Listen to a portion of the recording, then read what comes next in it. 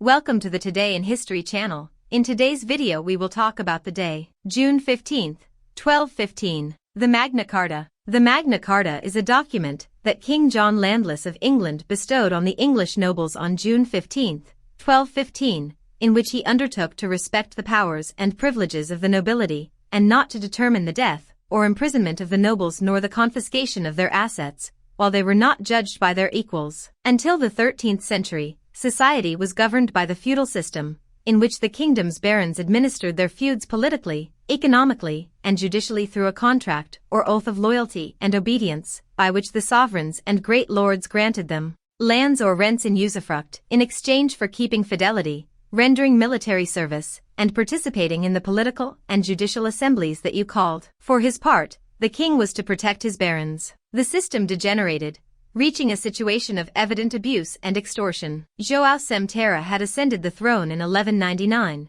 after the death, during a siege in France, of his older brother, Ricardo Coraço de Leo, who left no heirs. At the beginning of his reign, João faced King Philip II of France and lost all his French dominions. In addition, he faced Pope Innocent III, who excommunicated him in 1209, after which he was forced to govern as a pontifical vassal. His unpopularity increased even among the common people, as the very high taxes and reprisals against those who did not pay were cruel, and their administration of justice had become extremely arbitrary. In January 1215, after severe friction, a group of barons demanded a letter of freedoms as a guarantee in the face of the king's abusive conduct. The barons wrote a document, Articles of the Barons which they sent to the monarch to sanction him with the royal seal. As John refused to do this, the nobles refused to maintain their allegiance to him, stood up in arms and went to London, assaulting and taking over the city in May. On June 10, the king met with his adversaries at Runnymede to negotiate, and, 5 days later, the royal chancellery drew up a royal concession,